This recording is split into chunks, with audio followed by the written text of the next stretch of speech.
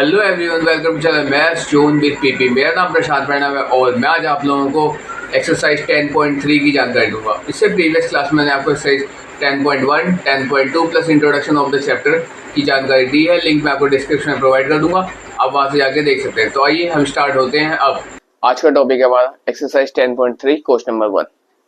इसके अंदर कह रहा है find the angle between two vectors. हमें क्या निकालना है? एंगल निकालना है दो वेक्टर कौन कौन से, ए और बी के बीच, विद द मैग्नीट्यूड √3 and 2। ठीक है, having the respectively having a dot b is equal to √6 ये दिया हुआ है।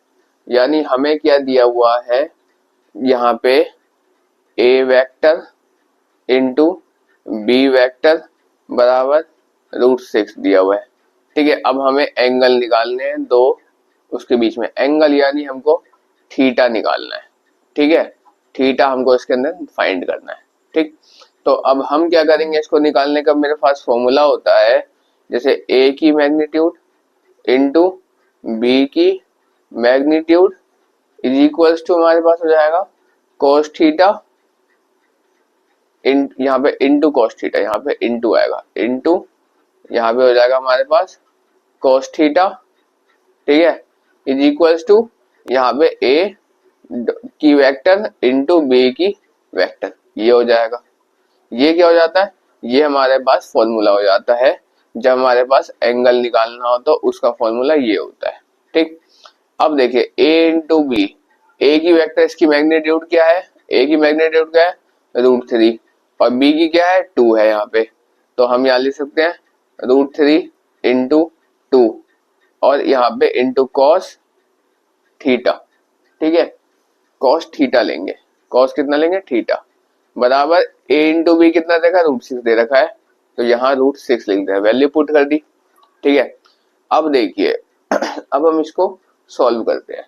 तो ये इसके साथ मल्टीप्लाई है, ये वाला पूरा ये cos थीटा के साथ मल्टीप्लाई है, तो इधर आएगा तो डिवाइड हो जाएगा, तो ये हो जाएगा cos theta is equals to यहाँ पे √6 अपॉन में यहाँ पे हो जाएगा √3 इंटू 2।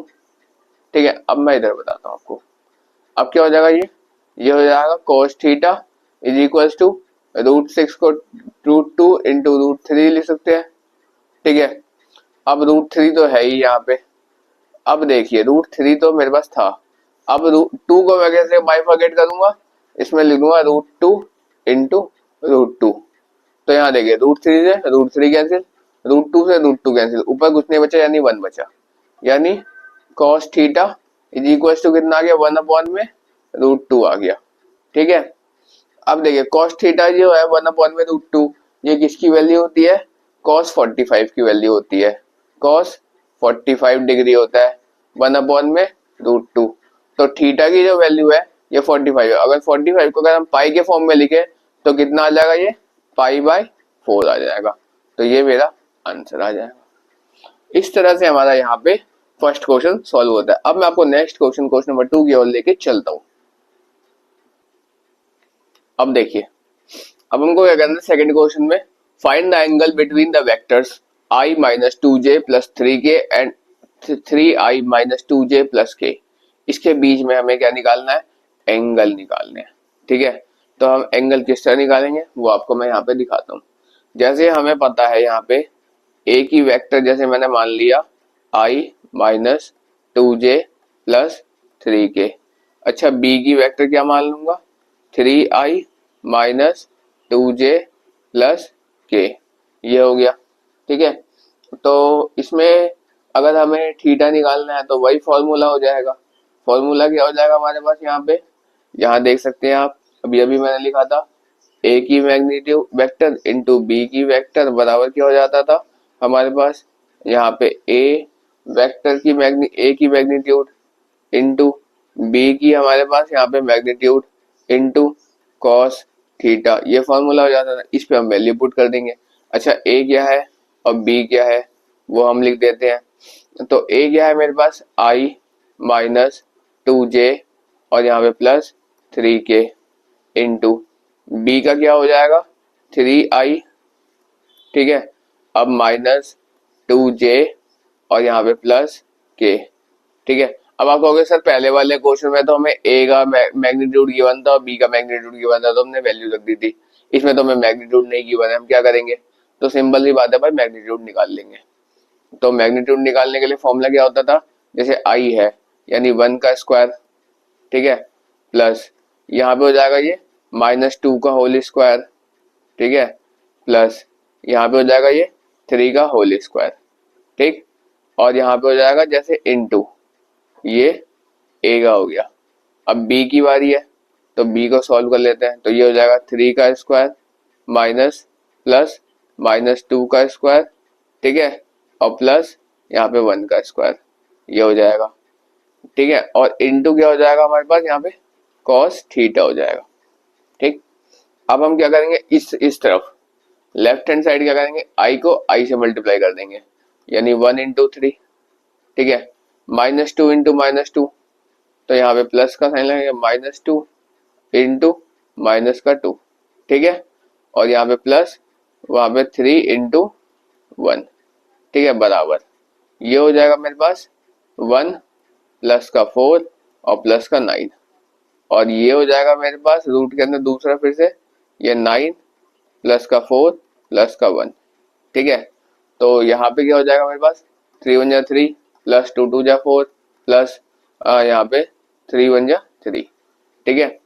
तो यहाँ क्या हो जाएगा? ये मेरे पास इस तरह से रूट के अंदर ये क्या हो जाएगा? 9 1 10 और 4 14 और इंटू रूट 14, और यहाँ पे हो जाएगा ये कॉस थीटा, ठीक है। तो ये हो जाएगा कॉस थीटा, ठीक। अब रूट 14 इंटू रूट 14 कर देंगे तो क्या नंबर कंप्लीट नंबर 14 आ जाएगा, 14 कॉस थीटा हो जाएगा, और ये कितना हो जाएगा मेरे पास? 3 3 6 4 10, ठीक है। जब इतनी बात आ गई, अब हम क्या करेंगे? अब हम यहाँ पे कॉस थीटा को अगर इधर ही रख ले तो ये इसका मल्टीप्लाई में इधर डिवाइड में आ जाएगा, तो कॉस थीटा बराबर क्या हो जाएगा मेरे पास? यहाँ पे 10 अपॉन में 14 काट दिए तो यहाँ पे 5 आ गया और यहाँ पे 7 आ गया। तो इस तरह हमारा क्या आ गया? यहाँ पे कॉस थीटा बराबर क्या आ गया? 5 अपॉन में 7 आ गया, ठीक है, ये आ गया। अब अगर हमें थीटा निकालना हो, थीटा अगर हमें निकालना है, थीटा यानी एंगल निकालना है, एंगल निकालना है, तो ये क्या हो जाएगा? ये हो जाएगा कॉस इनवर्स 5 अपॉन में 7, ये मेरा आंसर आ जाएगा कुछ इस तरह से, ये मेरा फाइनल आंसर आ गया, ठीक है। यहाँ के बाद मैंने यहाँ कर दिया, तो इस तरह से हमारा सेकंड क्वेश्चन सॉल्व हो जाता है। अब मैं आपको थर्ड क्वेश्चन की ओर लेके चलता हूँ। अब देखिए थर्ड क्वेश्चन है, find the projection of a vector i minus J on a vector i plus J, ठीक है। जैसे i माइनस जे को हम क्या मान लेते हैं? यहाँ पे लेट कर लेते हैं ये a वेक्टर है, और i प्लस जे को क्या मान लेते हैं हम यहाँ पे? ये b वेक्टर है, ठीक है। तो इसको वेक्टर प्रोजेक्शन हमको यहाँ पे निकालना है, तो हम यहाँ लिखते हैं, अगर हमारे पास इस तरह का क्वेश्चन आए तो यहाँ लिखते हैं projection of A vector on B vector. तो इसका फॉर्मूला हो जाता है हमारे पास A vector into B vector upon में हमारे पास आ जाता है बी की मैग्नीट्यूड, तो ये हो जाता है हमारा। अब देखिए, अब जब मेरा इस तरह का यहाँ पे हो जाता है, ठीक है, ये मेरा फॉर्मूला था प्रोजेक्शन ऑफ अ वेक्टर का, ठीक। अब हम क्या करते हैं? जैसे मेरे पास ए वेक्टर क्या था, मैं एक बार यहाँ पे लिख लेता हूँ फिर से। ए वेक्टर क्या था? i माइनस जे, और बी वेक्टर क्या था? i प्लस जे, यही था। तो इसको हमें सॉल्व करना है, तो फॉर्मूले पे रख लेते हैं एक बार। अब देखिए, अब आप यहाँ पे देख सकते हैं कि हमारे पास क्या आ रहा है, ये जैसे ए वेक्टर है तो यानी i इन माइनस जे, और इनटू ये हो जाएगा i प्लस जे, और अपॉन में यहाँ पे हो जाएगा मेरे पास b की मैग्नीट्यूड यानी 1 का स्क्वायर प्लस 1 का स्क्वायर, ये हो जाएगा। अब देखिए i प्लस जे और i माइनस जे, इसकी एक फॉर्मूला हमने 7th 8th क्लास में पढ़ा था। अगर हमारे पास ऐसे कोई आइडेंटिटी हो a plus b into a minus b, तो इसकी आइडेंटिटी हो जाती है a square minus b square, ये हो जाती थी। तो वही चीज हम यहाँ पे भी अप्लाई करेंगे, तो आई की स्क्वायर हो जाएगी ये, ठीक है, और ये माइनस जे की स्क्वायर हो जाएगी, और अपॉन में यहाँ पे हो जाएगा मेरे पास √2, ठीक है। तो आई की स्क्वायर अपॉन में जे की स्क्वायर, तो आई कितना है हमारे पास, आई की आगे कुछ नहीं है, यानी ये हो जाएगा हमारे पास 1 का स्क्वायर, और ये माइनस जे यानी ये भी 1 का स्क्वायर, ठीक है। तो यहाँ पे हो जाएगा ये अपॉन में √2 हो जाएगा, यानी 1 माइनस 1 अपॉन में √2, यानी 0 अपॉन में √2। तो आंसर क्या आ जाएगा, 0 आ जाएगा। तो ये मेरा कुछ इस तरह से प्रोजेक्शन ऑफ अ वेक्टर बन गया, ठीक है। तो जिस तरह से मैंने आपको थर्ड क्वेश्चन बताया, सेम उसी तरह फोर्थ क्वेश्चन होगा। एक बार आप वीडियो को पॉज करके फोर्थ क्वेश्चन की करने की कोशिश कीजिए, मैं आपको इसके आगे आपको दिखाता हूँ फोर्थ क्वेश्चन होगा कैसे। अब देखिए फोर्थ क्वेश्चन है, find the projection of a vector this one and this one. तो इसको भी हम वैसे निकालेंगे जैसे हमने क्वेश्चन नंबर थर्ड किया था, अभी अभी मैंने आपको बताया। एक बार आप इसको करने की कोशिश कीजिए, मैं आपको इसको दिखाता हूँ। वीडियो को पॉज करके आप एक बार करने की पहले कोशिश करेंगे, उसके बाद आप नहीं होगा तो फिर आप इस वीडियो को देख सकते हैं कि कैसे ये हो रहा है, ठीक। अब देखिए, अब जैसे इसको मैंने क्या मान लिया, ए की वेक्टर, और इसको मैंने क्या मान लिया, इसको मैंने मान लिया बी की वेक्टर, ठीक है। तो ये भी उसी तरह हो जाएगा, फॉर्मूला यही हो जाएगा, ए की मैग्नीट्यूड इंटू बी की ए की वेक्टर इंटू बी की वेक्टर अपॉन में बी का हमारा मैग्नीट्यूड हो जाएगा, ठीक है। तो ए कितना है, आई माइनस 3j और यहाँ पे प्लस 7k। एक मिनट मैं इधर थोड़ा क्लियर लिख देता हूँ। यहाँ हो जाएगा ये आई प्लस 3j और यहाँ पे प्लस 7k, और इनटू में यहाँ पे हो जाएगा 7i माइनस j और ये प्लस 8k, ठीक है। और अपॉन में b का जो मैग्नीट्यूड है, यानी ये हो जाएगा हमारे पास 7 की स्क्वायर प्लस माइनस 1 की स्क्वायर प्लस 8 की स्क्वायर, ये हो जाएगी, ठीक है। तो अब जब इसको हम यहाँ पे इसको सॉल्व करते हैं, जब हम इसको सॉल्व करेंगे तो हम क्या करेंगे, आई को आई के साथ ही सॉल्व कर देंगे, आई को आई के साथ मल्टीप्लाई कर देंगे, इसमें जे वाले को जे वाले के साथ मल्टीप्लाई कर देंगे और के वाले को के वाले के साथ मल्टीप्लाई कर देंगे। तो आइए हम इसको सॉल्व करते हैं, 1 इंटू 7, ठीक है। और ये हो जाएगा मेरे पास प्लस का यहाँ पे 3 इंटू माइनस का 1, ठीक है। और ये हो जाएगा मेरे पास प्लस का 7 इंटू 8, और अपॉन में यहाँ पे हो जाएगा रूट के अंदर 49 प्लस 1 और प्लस 64, ठीक है। तो ये हो जाएगा, तो ये क्या हो जाएगा, इसको सॉल्व करेंगे तो ये हो जाएगा 7, फिर ठीक है माइनस का 3 और प्लस का 7 56, ठीक है।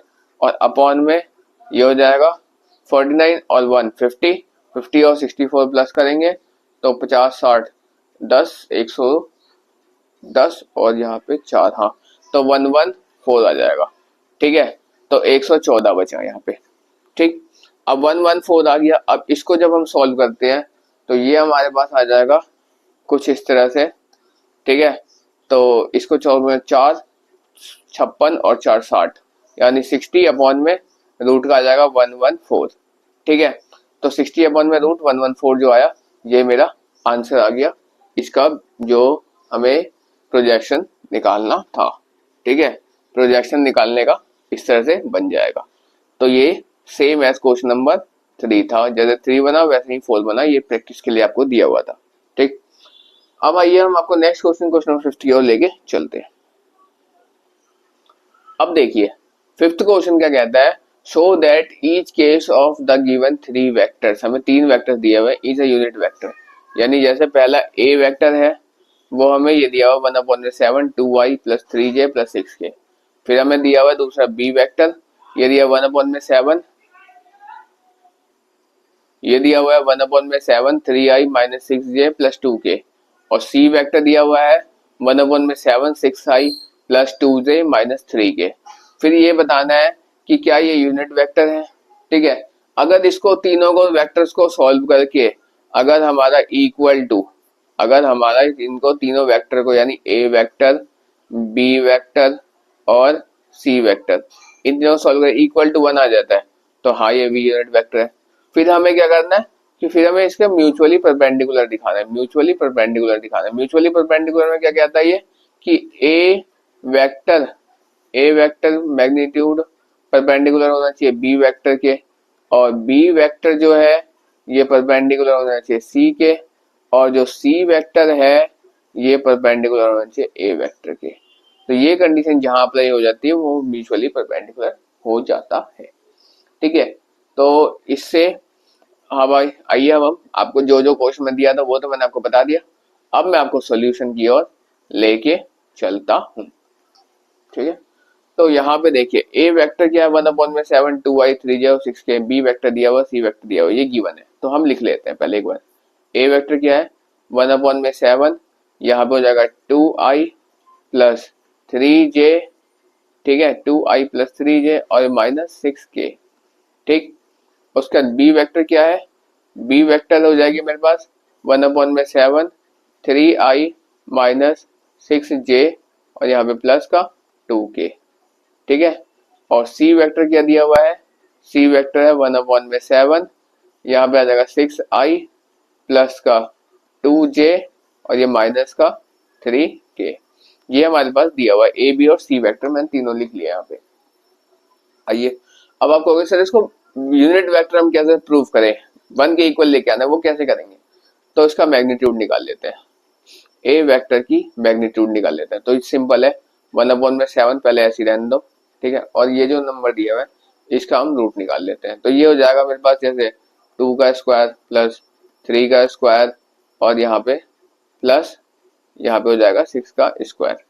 ठीक है, तो यहाँ पे क्या हो जाएगा 1/7 इंटू ये हो जाएगा अंडर रूट में 4 प्लस यहाँ पे हो जाएगा 9 और यहाँ पे प्लस 36।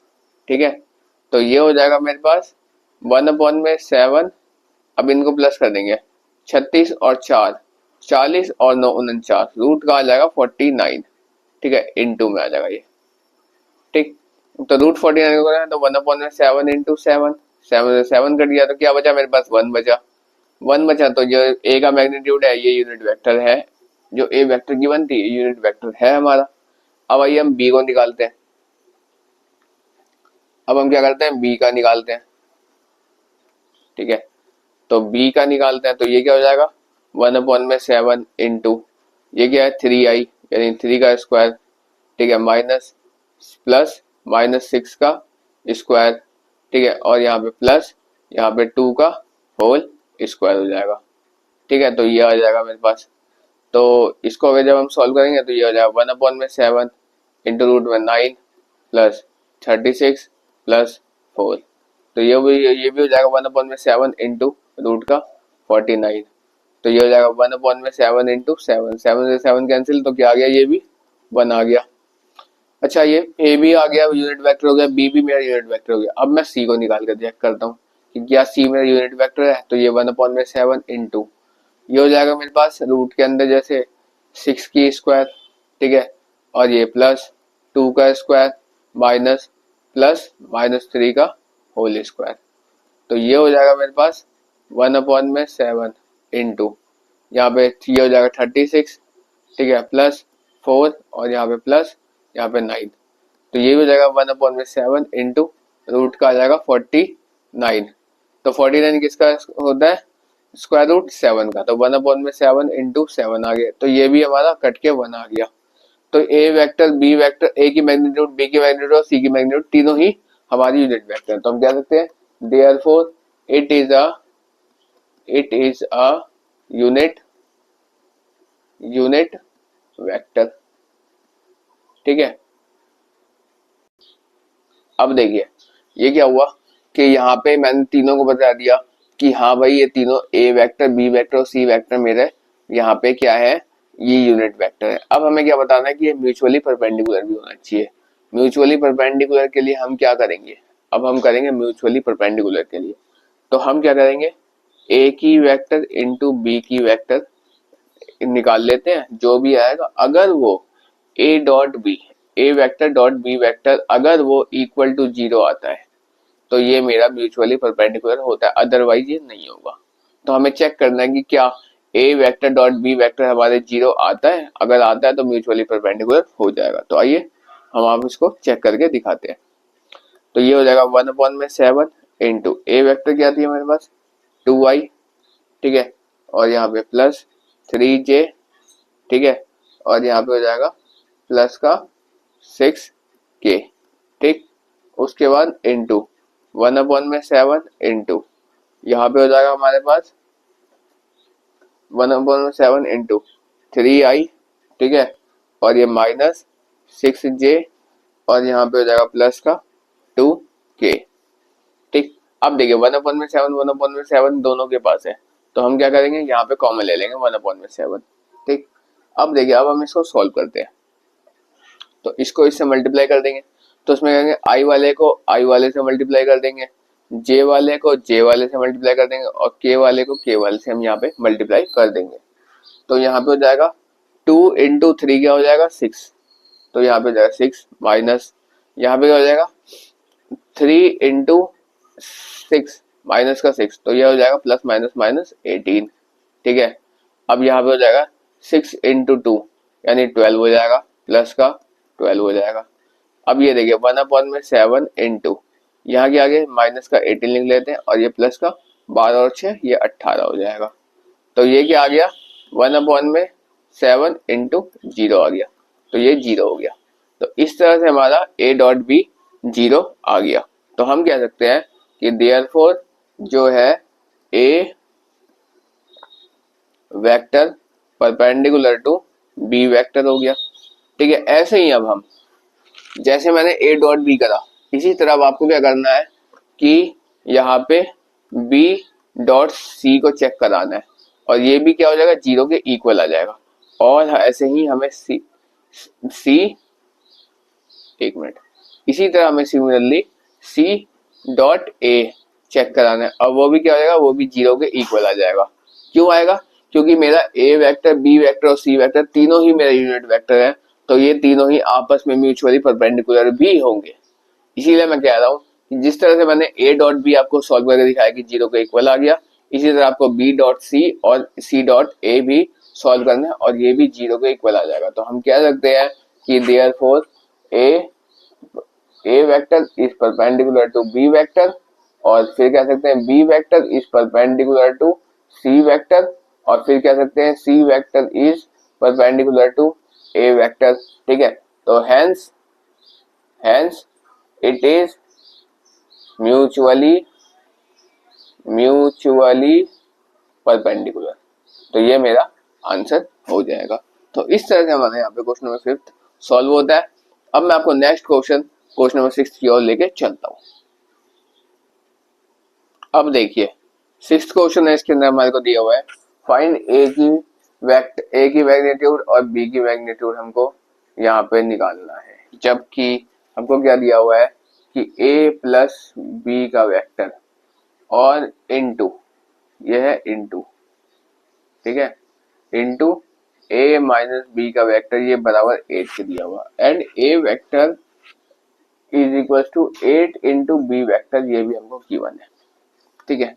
तो हम इसको निकालेंगे कैसे, इसको हम किस तरह निकालेंगे, तो हमको क्या क्या गिवन है पहले हम वो लिख लेते हैं। a की वेक्टर प्लस b की वेक्टर, ठीक है, इनटू ये हो जाएगा a की वेक्टर माइनस b की वेक्टर बराबर 8 हो जाएगा, ठीक। तो हम क्या करेंगे, हम पहले इसी से ही इसको सॉल्व करेंगे।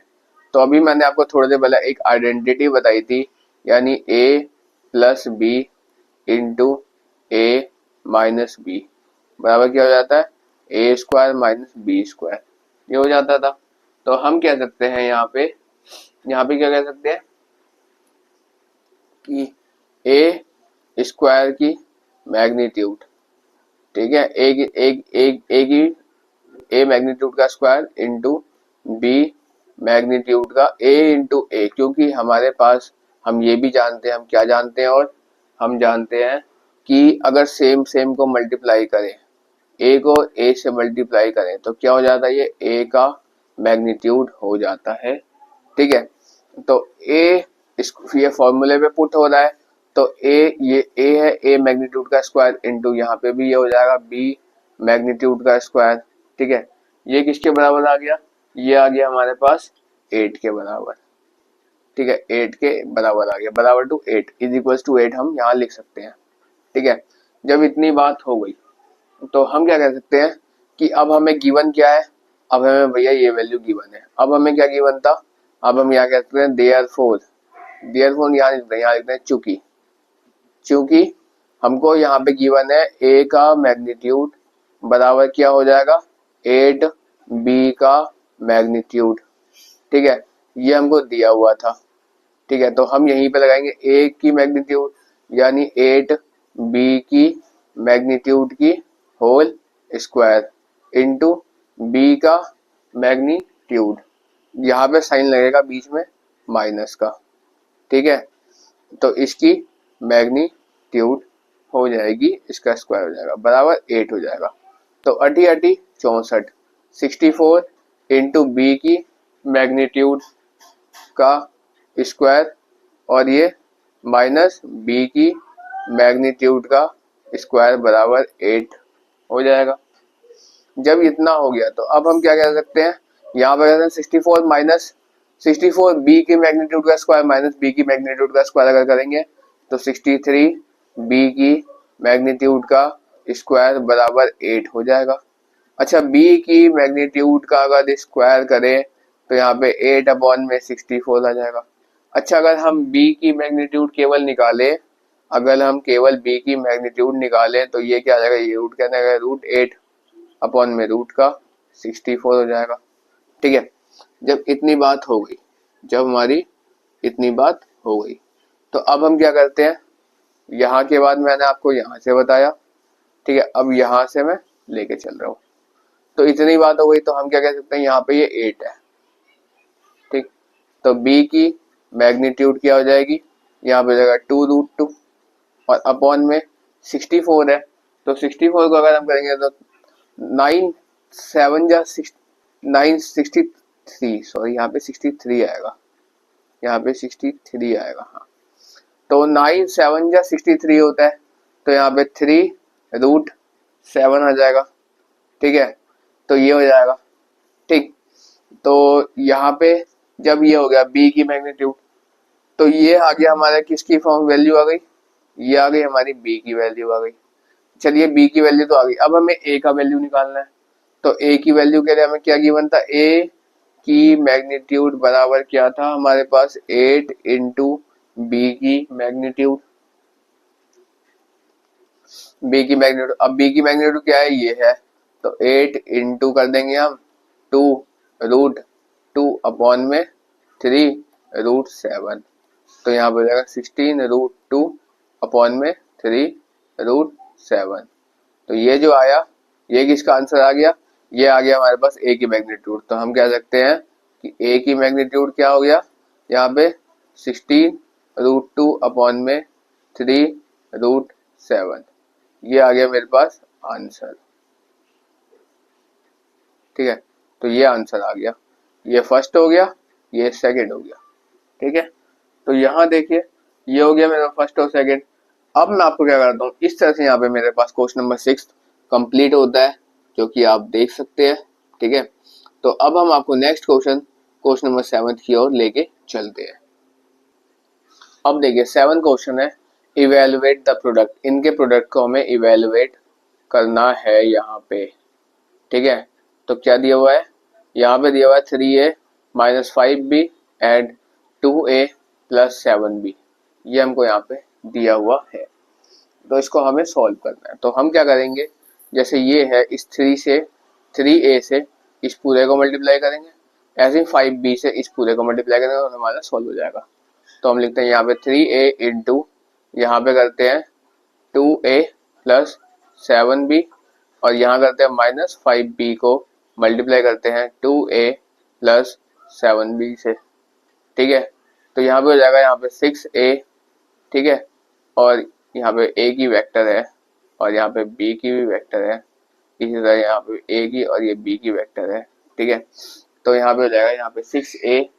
ठीक, और यहाँ पे प्लस यहाँ पे हो जाएगा मेरे पास 7 3 जा 21 ए बी, ठीक है, ए वेक्टर इंटू बी वेक्टर हो जाएगा, और यहाँ पे हो जाएगा माइनस, यहाँ पे 5 2 जा 10 10 ए वेक्टर इंटू बी वेक्टर, और यहाँ पे प्लस माइनस माइनस 35 बी की वेक्टर की ए वेक्टर का स्क्वायर हो जाएगा यहाँ पे।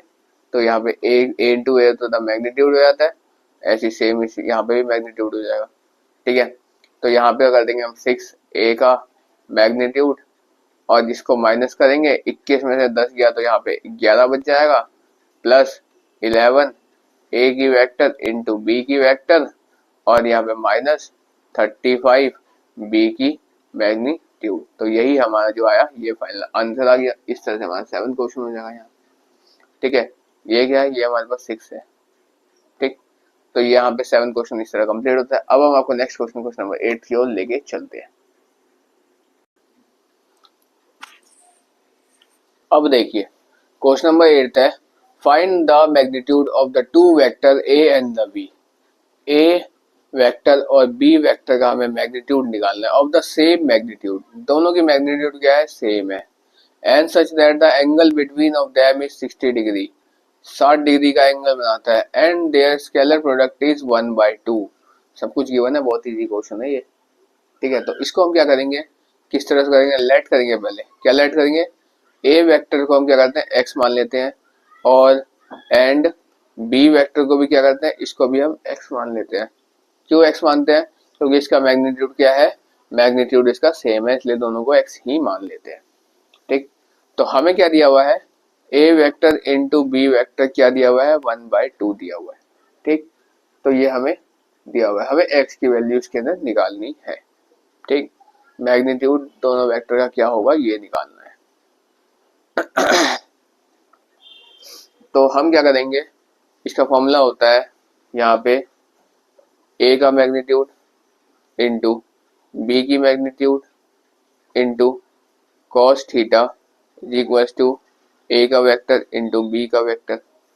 ए का मैग्नीट्यूड क्या हो जाएगा, इसको हमने एक्स माना है, ठीक है, और यहाँ पे हो जाएगा बी की मैग्नीट्यूड, इसको भी हमने क्या माना था, एक्स माना था, ठीक है, और इंटू कॉस थीटा यानी कॉस 60 डिग्री है, कॉस 60 डिग्री है, थीटा की वैल्यू यहाँ क्या देखिए 60 डिग्री दी हुई है, और यहाँ पे हो जाएगा 1/2।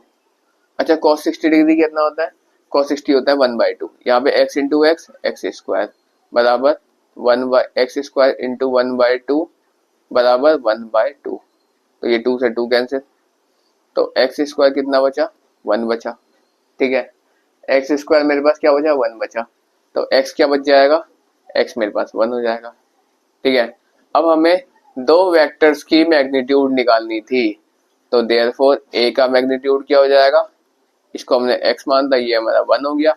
ऐसे ही हमें b का मैग्नीट्यूड निकालना है, इसको भी हमने x माना था, ये भी क्या हो गया, ये भी 1 हो गया। ये जो आया ये मेरा आंसर आ गया। तो इस तरह से हमारा क्वेश्चन नंबर 8 यहाँ पे सॉल्व हो जाता है। अब मैं आपको 9 क्वेश्चन की ओर लेके चलता हूँ। क्वेश्चन नंबर 9 है, फाइंड i की मैग्नीट्यूड। i का मैग्नीट्यूड हमें निकालना है, ठीक है, i की है। यहाँ देखिए क्वेश्चन नंबर 9 है कि फाइंड करना है हमको क्या, x की मैग्नीट्यूड फाइंड करनी है of a unit vector. Unit vector क्या दिया हुआ है, x minus a x plus a equal to 12। ये हमको यहाँ पे दिया हुआ है। हमें क्या निकालना है, a की मैग्नीट्यूड बराबर 1, ये हमें दिखाना है, ठीक है। अब इन्होंने इनडायरेक्ट रूप में दिया हुआ है कि x की जो मैग्नीट्यूड है ये एक यूनिट वेक्टर है, ये हमको क्या है यहाँ पे गिवन है, ठीक है, ये हमको यहाँ पे दिया हुआ है, गिवन है ये चीज। अब हमें क्या फाइंड करना है, अब हमें x माइनस ए यानी x की वेक्टर माइनस a की वेक्टर और इंटू एक्स प्लस ए एक्स की वेक्टर और a की वेक्टर इज इक्वल टू 12, ये हमको यहाँ पे निकालना है। तो हम क्या आइडेंटिटी जानते हैं कि x की x से करेंगे तो x का मैग्नीट्यूड का स्क्वायर हो जाएगा, और ये माइनस a की मैग्नीट्यूड का स्क्वायर हो जाएगा, और जो कि मेरा 1 हो जाएगा।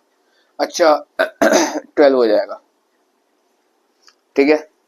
अब हम क्या जानते हैं कि a का जो मैग्नीट्यूड है ये 1 है, यानी यहाँ पे 1 की स्क्वायर होने वाली है माइनस x की मैग्नीट्यूड का स्क्वायर इज इक्वल टू 12। तो x की magnitude is equal to 12 minus 1, ठीक है। तो यहाँ पे क्या हो जाएगा, x की मैग्नीट्यूड इज इक्वल टू 13 हो जाएगा, ठीक है। तो जो कि हमारा ये यहाँ पे आंसर, इसका स्क्वायर अगर करेंगे तो ये हमारे पास 13 हो जाएगा।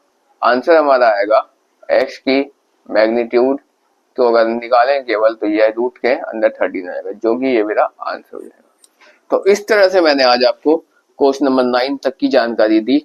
इससे आगे क्वेश्चन की जानकारी मैं आपको नेक्स्ट क्लास में दूंगा, ठीक है। तो that's all for today, we will meet again on the next class.